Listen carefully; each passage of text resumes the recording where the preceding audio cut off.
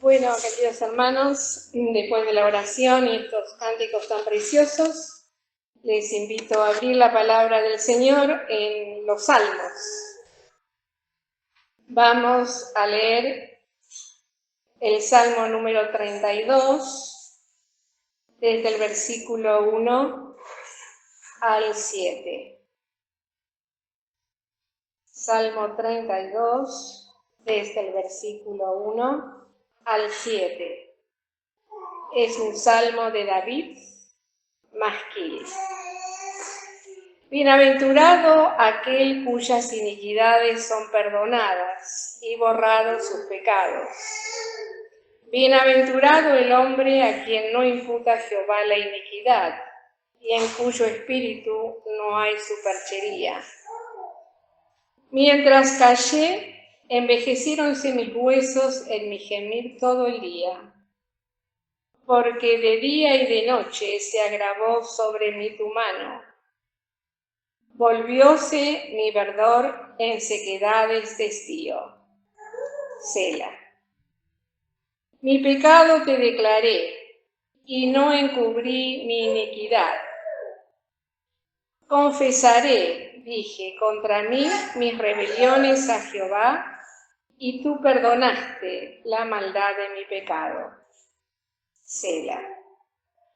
Por esto orará a ti todo santo en el tiempo de poder hallarte.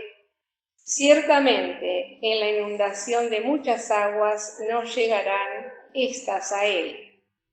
Tú eres mi refugio, me guardarás de angustia. Con cánticos de liberación me rodearás.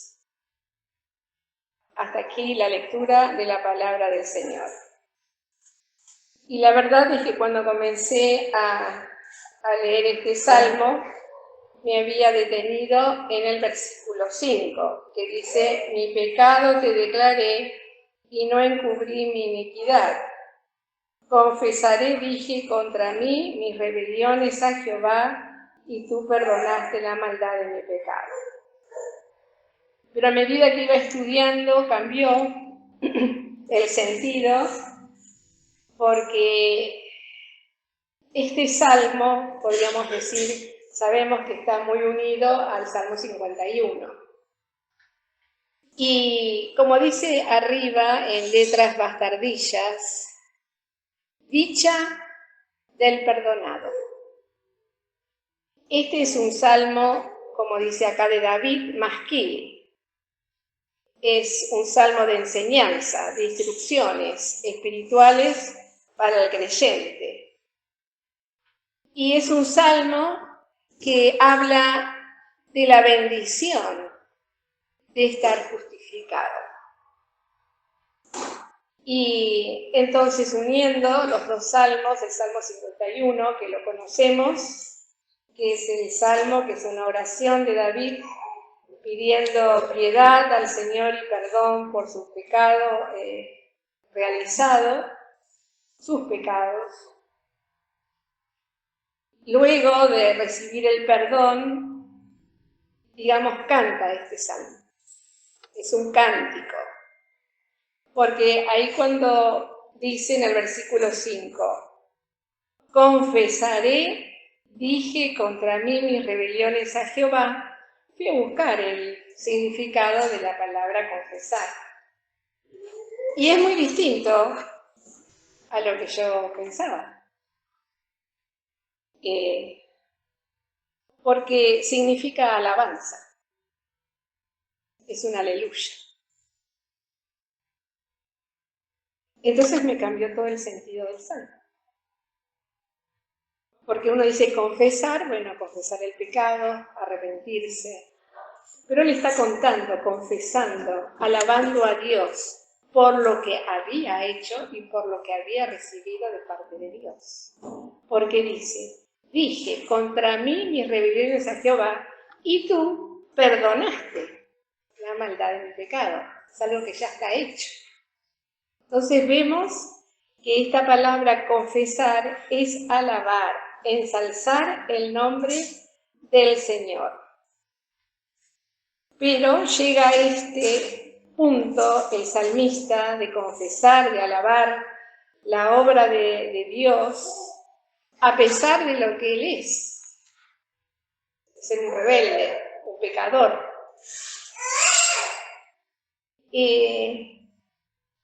Por sus rebeliones. Entonces busqué lo que es la rebelión, la rebeldía. Y algo que está latente en cada uno de nosotros y que surge justamente de los primeros versículos que habla 2 veces de la iniquidad, de esa fuente, ¿no es cierto?, de maldad que tenemos por naturaleza y del cual surgen estas cosas tan feas como es la rebelión. Y tiene que ver con el conflicto que provoca la arrogancia. ¿Y qué es la arrogancia? El sobrevalorarse. A tal punto lo hacemos como personas hacia Dios que lleva a ponernos en contra de Dios. Y la acepción más principal de rebelión es justamente desobediencia. Y esa rebelión, esa desobediencia es contra Dios y es contra los mandamientos de Dios. En oposición justamente a una orden o mandamiento establecido por el Señor. Y esa rebelión, esa arrogancia, nos lleva a desafiar a Dios. Así estaba el salmista, conocemos la historia ahí en 2 Samuel, cuando dice que ahí comenzó toda su experiencia, que fue cuando era el tiempo en que los reyes, dice, salían a la guerra. Y él como rey, todos los reyes tenían que salir a la guerra. Y él, con esta arrogancia, con esta, digamos así, desobediencia, decidió quedarse. Y ahí ya cometió, digamos, un pecado, que fue el pecado de omisión, por no hacer lo que tenía que hacer. Y ahí es donde el diablo toma ocasión y hace que luego él cometa todos los demás pecados de comisión, ¿no?, que conocemos. Y dice que surge esta rebelión de un corazón dividido, fluctuante, que no se puede mantener fiel al Señor. Y hay un texto muy, en la página 938, puse en Sofonías, capítulo 2, que nos clarifica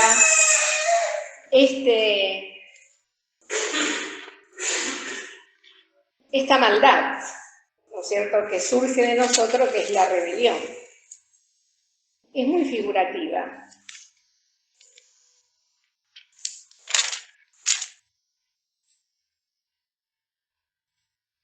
Acá habla de una ciudad, pero yo pensaba, la ciudad en sí misma no es, sabemos que son los habitantes las que la forman. Y cada persona, ¿no es cierto?, tenía esta característica para que esta ciudad sea así. Y qué bien que lo define en Sofonías, empezando desde el capítulo 2 en el versículo 15, la primera parte.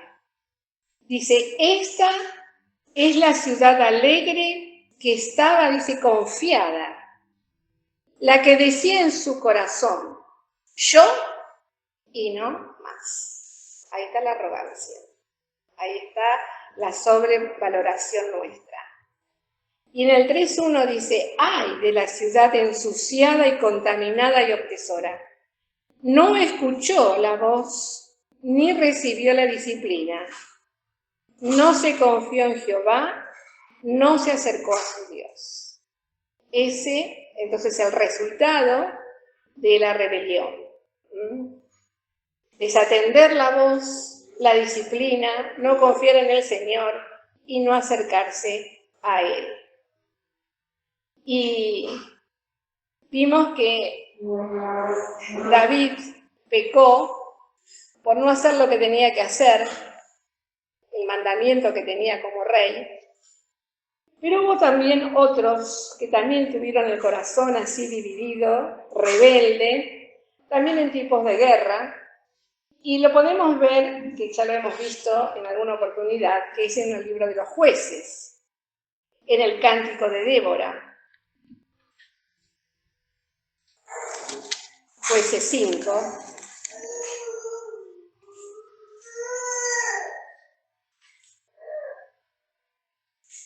Y podemos leer solo algunos versículos.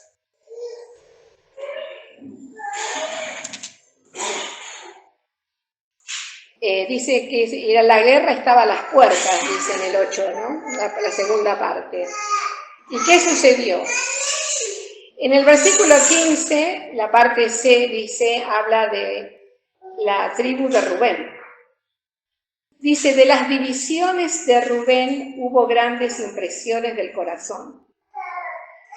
¿Por qué te quedaste entre las majadas para oír los balidos de los rebaños? De las divisiones de Rubén, grandes fueron las disquisiciones del corazón. Luego la tribu de Galaad se quedó de la otra parte del Jordán. Y Dan, ¿por qué se estuvo junto a los navíos? Y Aser, mantúvose Aser a la ribera de la mar y quedóse en sus puertos. Y el versículo 23. Maldecid a Meroz, dijo el ángel de Jehová, maldecid severamente a sus moradores, porque no vinieron en socorro a Jehová contra los fuertes. Entonces vemos, acá el pueblo de Dios también estaba en guerra y muchos de sus tribus lo acompañaron. Cada uno tenía su justificación. Uno habla directamente, ¿no?, de las divisiones de Rubén, cómo su corazón dividido no era íntegro para con el Señor. Por eso hizo lo que hizo, este pecado de omisión, de no dar ayuda. Y otros se quedaron por indiferencia, por sus trabajos, algunos por cuidar sus rebaños, otros, dice, por sus navíos, en sus puertos, con sus comercios. Y sea de una u otra manera, vemos que esta rebelión, esta arrogancia, surge, ¿no? ¿Cómo desafiar al Señor y decirle, no, yo no voy? Aunque el Señor estuvo llamando, ¿no es cierto?, al pueblo a luchar.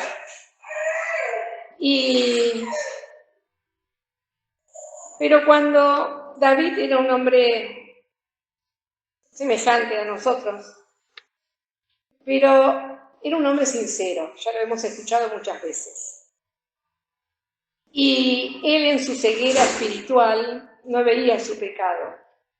Pero cuando Dios le mostró, le dio luz de lo que él había hecho, sabemos, ¿no es cierto?, cómo buscó al Señor. No se justificó de ninguna manera, sino que verdaderamente declaró delante de Dios su pecado y que él era el pecador, que había hecho lo malo delante de los ojos del Señor, y pedía y suplicaba el perdón, la limpieza y el volver a restablecer la comunión con Dios. Es una oración muy preciosa, la del Salmo 51. Y el Señor oyó su oración. Y en este Salmo 32, Él testifica la bendición de esa justicia. Por eso vuelve a repetir lo que Él era. Él decía bienaventurado, realmente estaba feliz, alegre, lleno de bendiciones del Señor, porque había recibido el perdón. Una vez más había restablecido la comunión con su Señor. ¿Y por qué? Porque sus pecados, sus iniquidades fueron perdonadas, borradas sus pecados. Porque tenía conciencia y había experimentado que el Señor que salva no imputa la iniquidad. Y que al orar él estaba tan derrotado, porque sentía, ¿no es cierto?, el peso de su pecado, porque se agravó sobre mí tu mano, dice, ¿no?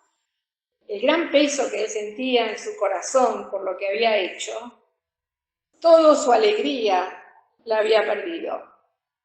Y fue al Señor, no encubrió su iniquidad, le contó sus rebeliones y él perdonó la maldad de mi pecado. Entonces confesaba y alababa al Señor por esto. Y prorrumpe en esta alabanza preciosa, ¿no?, que hace el salmista. Por eso cantábamos ese himno, ¿no?, que es muy triste. Es como de la noche y en la oscuridad cuando estamos lejos del Señor. Y la obra de Cristo tan preciosa, ¿no?, que alumbra el corazón, primero para mostrarnos lo que somos y luego dándonos la salud que necesitamos. Por eso dice, orará a ti todo santo en el tiempo de poder hallar. De tener esa confianza que David aquí nos cuenta.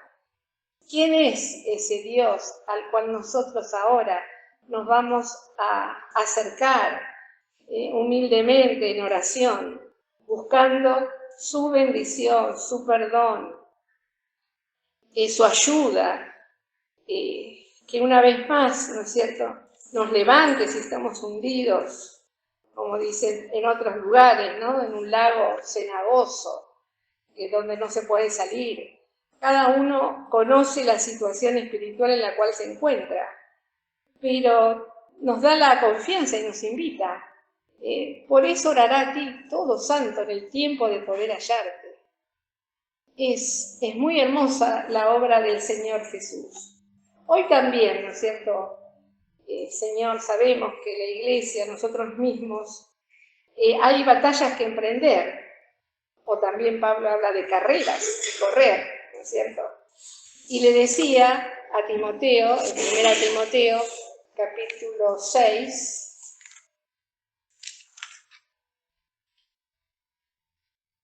desde el versículo 12 al 14, dice, pelea la buena batalla de la fe, echa mano de la vida eterna, a la cual asimismo eres llamado, habiendo hecho buena profesión delante de muchos testigos.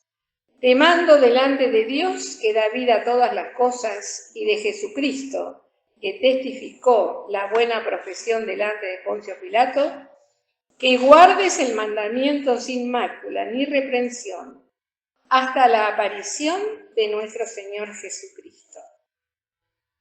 O sea, lo llama a tener una vida entregada al Señor y que guarde la palabra, sin mácula ni reprensión, hasta la aparición de nuestro Señor Jesucristo.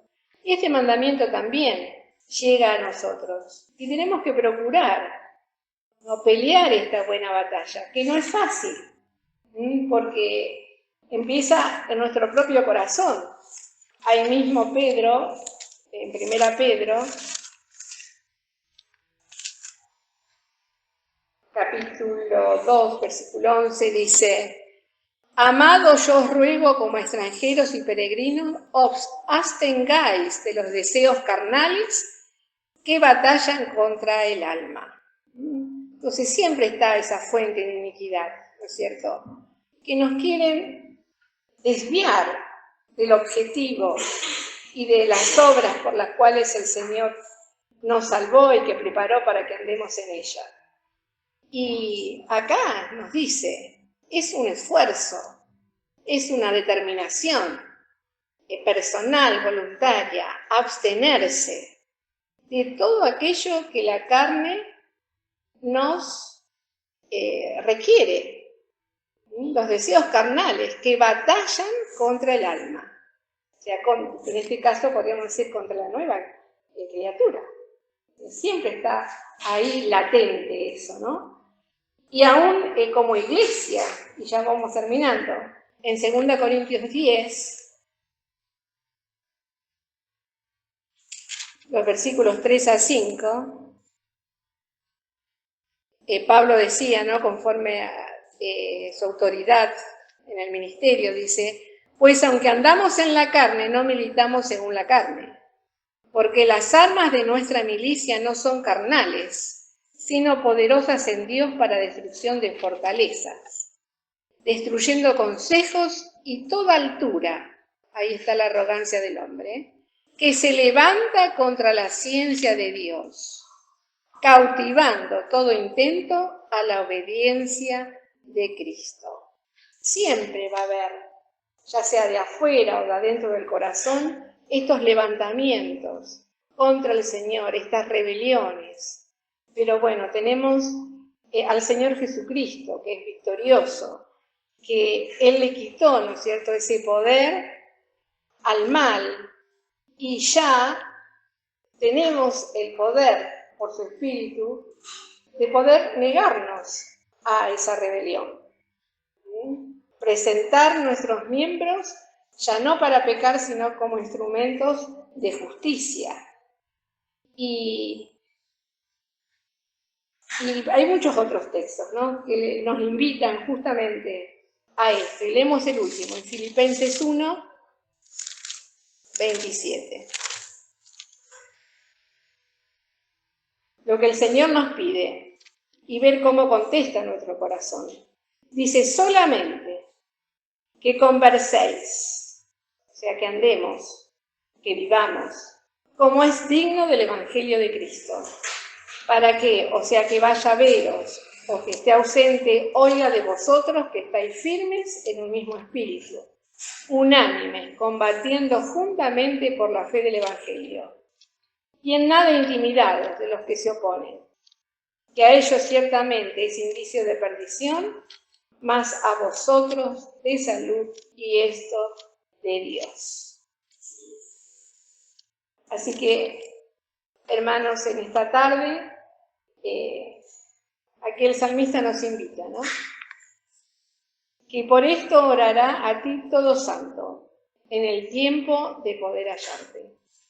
Que podamos entender las maquinaciones del enemigo y también el engaño de nuestro propio corazón, cuando se levante descomedidamente en contra del Señor y en contra de su palabra, hacer algo que está en oposición a lo que el Señor espera de cada uno de nosotros, a la voluntad de Él por el cual nos salvó, para que podamos andar y procurar mantenernos en esta novedad de vida, que todo es nuevo en Cristo Jesús, y es un aprendizaje continuo, en cada circunstancia, en cada experiencia, ¿no es cierto?, pedir la guía del Señor y la luz, estudiando su palabra, para no equivocarnos en el camino, y no ser engañados de nuestro propio corazón, de nuestra sobrevaloración, que ya sé, que ya entendí, que ya conozco, que ya escuché muchas veces lo mismo, porque eso no alcanza. No alcanza el conocimiento intelectual solamente, sino la entrega, la crucifixión, lo que se dice, negarnos a nosotros mismos y el poner en práctica aquello que decimos conocer tan bien intelectualmente. Solo eso nos va a dar la victoria para no caer en los pecados, si bien el Señor es un Dios perdonador, pero ¿cuánto tiempo perdemos, ¿no es cierto?, de luz, de comunión, de trabajo, tristezas en el corazón, de la convalescencia espiritual, ¿no?, que tenemos que pasar hasta que el Señor nuevamente nos ponga en condiciones. Que evitemos entonces estas cosas y que estemos atentos y alertas a, especialmente, como le decía Pablo a Timoteo, ten cuidado de ti mismo, que podamos tener cuidado de nosotros mismos y ver aquellas cosas en las cuales el Señor nos está llamando, nos está pidiendo, y que por nuestra arrogancia y por nuestra sobrevaloración y por nuestra rebelión nos opongamos a ello.